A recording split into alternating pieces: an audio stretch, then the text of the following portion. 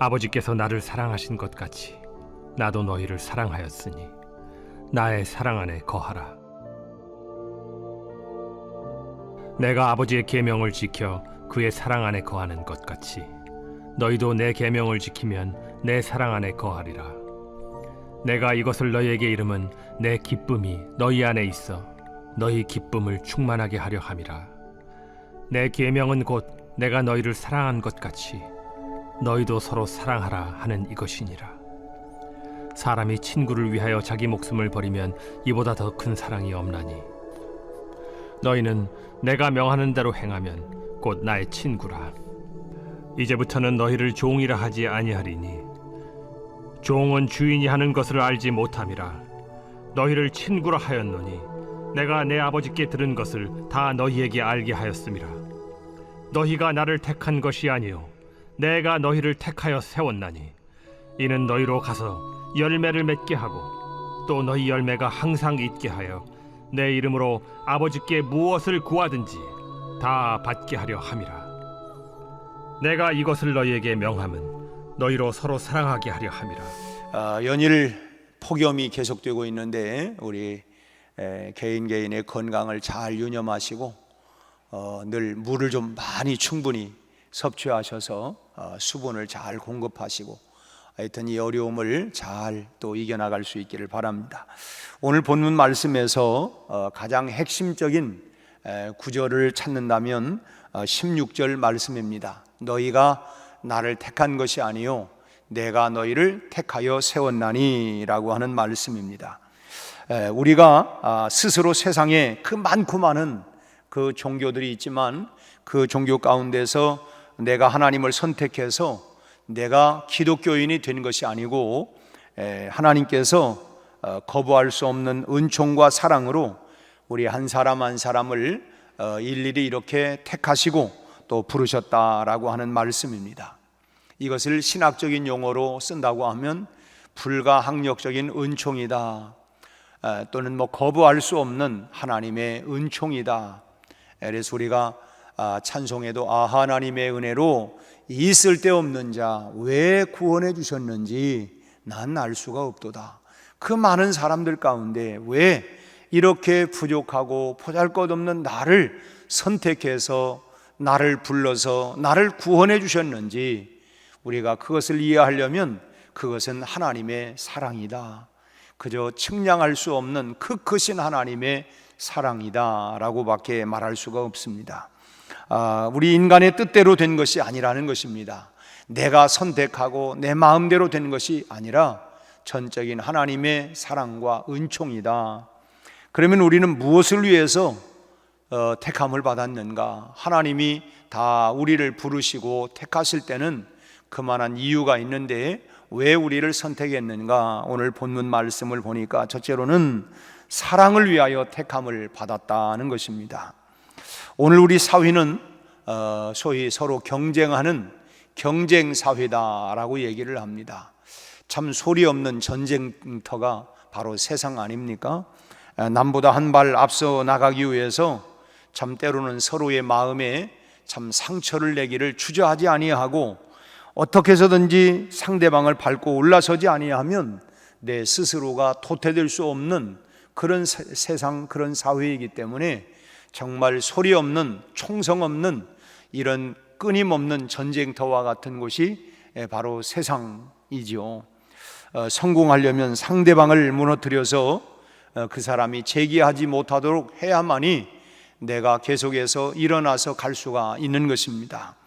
그래서 참 어른들의 얘기처럼 세상이 정말 눈 감으면 코벼간다고 옛날에는 그랬지만 지금은 눈 떠도 코를 벼가는 그런 정말 이런 그 전쟁터와 같은 곳이 우리가 끊임없는 이런 경쟁 사회다 보니까 우리가 그런 세상 속에서 우리가 치열하게 살아가고 있는 것입니다. 그러나 믿음 안에서 부름받은 우리 성도들은 이와 같은 소위 약육강식과 같은 힘없는 자는 도태가 되고 힘 있는 사람들만 살아남는 이런 약육강식의 방식으로 세상을 살도록 부름받은 것이 아니라고 하는 것입니다. 그럼 우리 성도들에게 허락된 건 뭐냐? 사랑하라는 것입니다.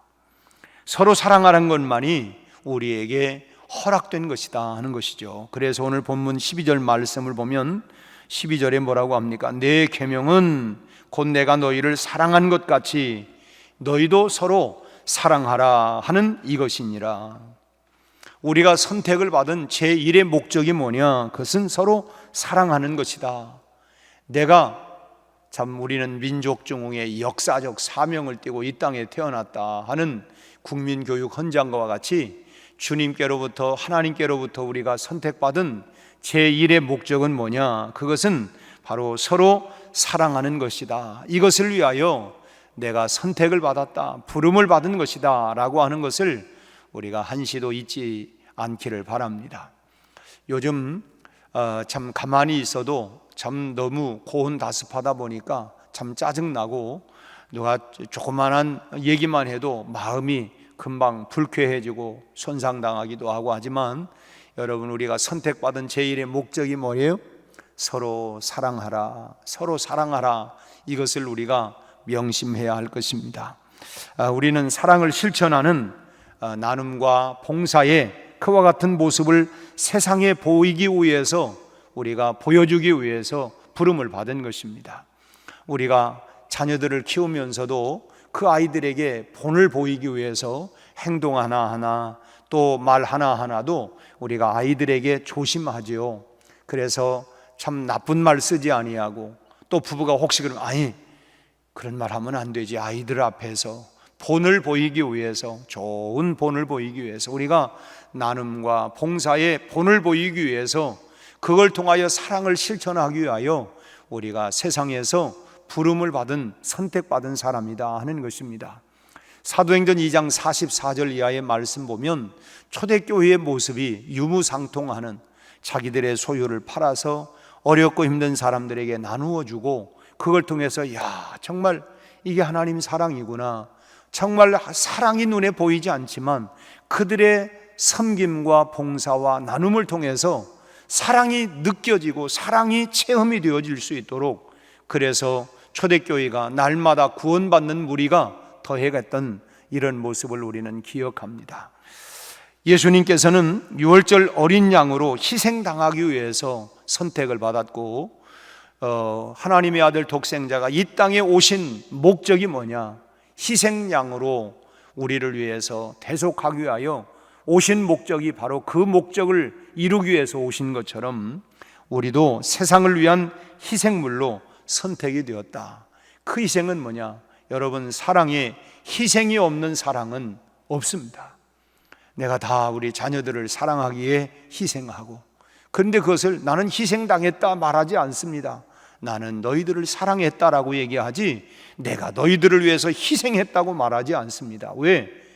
사랑 속에 희생이 있고, 희생하는 건 사랑하기 때문인 것처럼 우리가 그렇게, 그래서 우리는 세상을 위해서 사랑과 봉사를 아끼지 아니하는 사랑의 실천의 삶을 살아가도록 우리가 부름을 받았다, 선택을 받았다고 하는 것을 우리가 기억해야 할 것입니다. 그리고 두 번째로는 친구로 택함을 받았습니다. 15절 말씀을 같이 한번 다시 읽겠습니다. 이제부터는 너희를 종이라 하지 아니하리니 종은 주인이 하는 것을 알지 못함이라. 너희를 친구라 하였노니 내가 내 아버지께 들은 것을 다 너희에게 알게 하였음이라.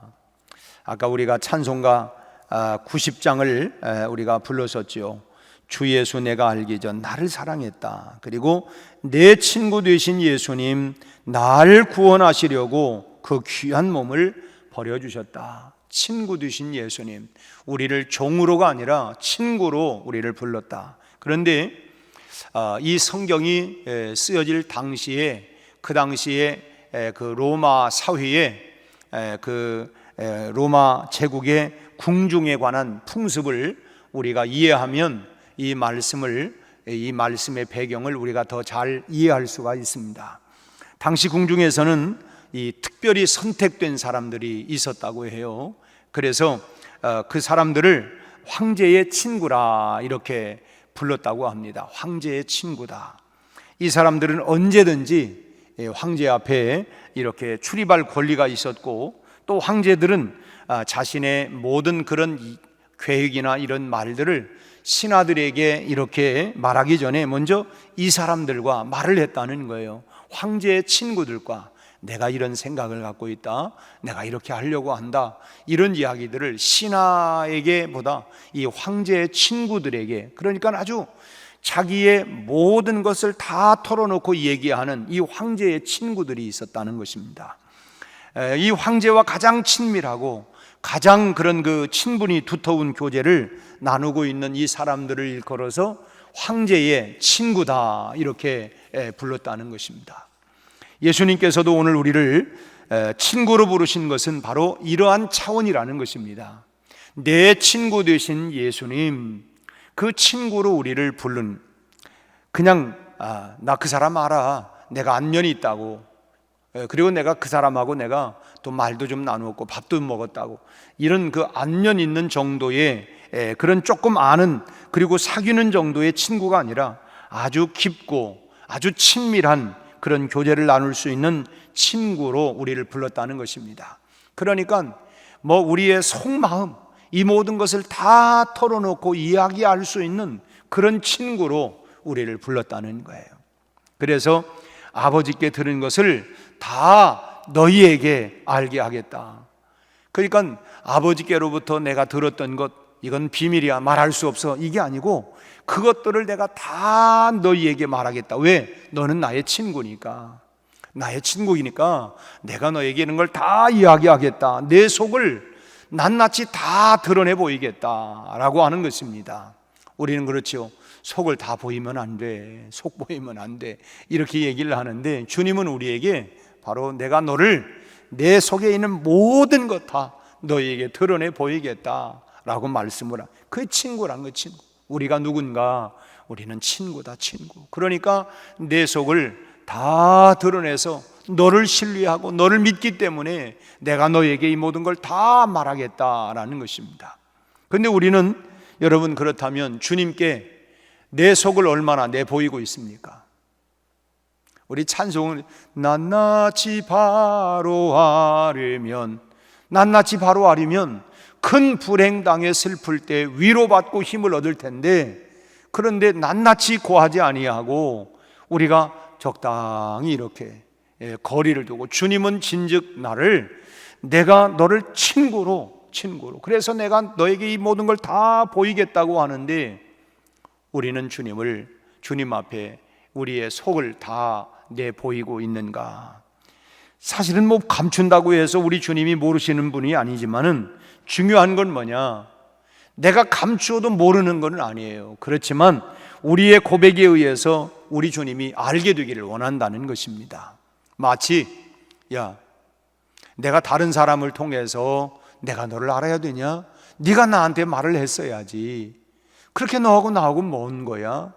그리고 내가 말하지 않아도 네가 말을 했어야지. 뭐 우리가 부부 사이도 그렇지 않습니까? 내가 이런 걸 다 말을 해야 돼? 당신이 그런 것 정도는 알지. 이거 하고 그래도 말하는 거하고는 틀리지 않아요? 그러니까 친구가 뭐예요? 부부가 뭡니까? 여러분, 그런 걸 다 서로 속내를 내놓는 거, 그게 친구, 그게 부부 아니겠어요? 그럼 뭐 내가 말 안 해도 당신 다 알잖아. 참 이건 아니에요. 주님이 물론 말 안 해도 아시지만, 그러나 주님이 원하는 것은 네가 다 말을 해서 내가 알기를 원해. 그게 친구라는 거예요. 친구. 그러니 우리가 감추지 말고 우리가 다 내어놓아야 하는 것입니다. 힘들고 어려운 문제도 내려놓고, 내가 어떻게 이런 힘든 문제를 얘가 얘기하나? 아니고 내가 어려운 일 당할 때, 내가 힘들 때, 이럴 때 그런 문제들을 주님 앞에 다 내놓고, 또 때로는 이거 정말 남이 할까봐 참 부끄러운 그런 죄도 있을 수도 있고, 그런 것들도 우리가 다 내려놓아야 합니다. 왜? 주님 우리에게 다 감추지 않겠다고 한 것처럼 나도 감추지 아니하고, 주님 사실은 내가 참 이만은 이런 내가 잘못이 있습니다. 내가 이런 죄를 범했습니다. 주님 앞에 숨김없이 낱낱이 다 아뢰는 것입니다.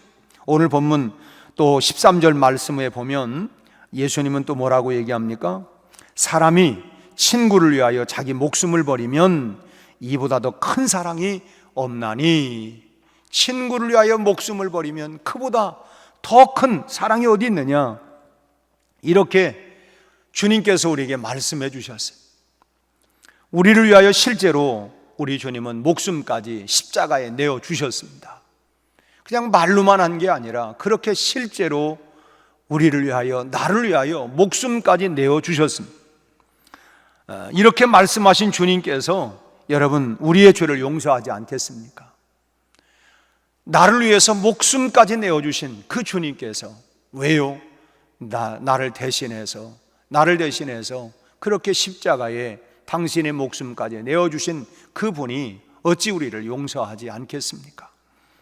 또 우리의 문제를 해결해 주시지 않겠습니까?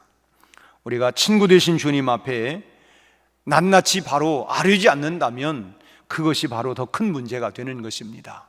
나는 너를 친구로 알고 이렇게 다 너를 위해서 목숨까지 내어주었는데 그래 너는 나에게 그렇게 비밀이 많냐? 참 이건 참 우리가 뭔가 큰 문제가 되죠. 여러분, 친구 되신 주님, 그 주님 앞에 우리는 모든 것을 다, 우리 어려운 문제도, 우리의 또 잘못된 문제도 그 주님 앞에 낱낱이 내려놓고 우리가 주님과 함께 우리가 교제하는 그 친구로서의 삶을 살아갈 수 있기를 바랍니다. 세 번째로는 가는 자로 택함을 받았어요. 오늘 본문 16절 말씀 중간에 이제 너희가 나를 택한 것이 아니요 내가 너희를 택하여 세웠다. 택한 이유가 뭐냐? 그 이유는 너희로 가서 열매를 맺게 하려고 라고 말씀하고 있습니다. 그러니까 우리는 가서 우리가 멈춰서는 안 된다는 거예요. 계속해서 가야 된다는 거예요. 나 이만큼 나도 이제 허리도 아프고 발도 아프고 또 나도 이게 아니라 가라는 거예요. 계속해서 가라는 것입니다. 세상을 향해서 우리가 복음을 들고 가야 하고 사랑을 들고 우리가 가야 하는 사람들입니다. 또 너희는 가서 모든 족속으로 제자를 삼아 아버지와 아들과 성령의 이름으로 세례를 주라. 우리는 끊임없이 가서 복음도 전하고 사랑도 나누고 실천하고, 그래서 우리는 구원의 열매를 맺어야 하고 가서 열매를 맺어야 된다. 다시 16절 말씀 보면 너희로 가서 뭐 하려고? 열매를 맺게 하고 또 너희 열매가 항상 있게 하기 위하여. 나 옛날에는 열매 맺었는데 지금은 아니라 여러분 항상 열매를 맺게 하기 위해서, 그래서 우리는 세상을 향하여 가서 구원의 열매를 맺고 삶의 열매를 맺어야 하는 것입니다. 하나님께서 바로 이런 목적을 위해서 우리를 선택하셨고 부르셨기 때문입니다. 이것이 우리가 역사적 사명이다. 다시 말하면 선택을 받은, 부름을 받은 목적, 제1의 목적이라는 것입니다. 그런데 자기 욕심대로 살려고 하다 보니까 바빠서 못 가는 사람들이 많아요. 나 시간 없어요. 나 지금 내가 일이 바빠요.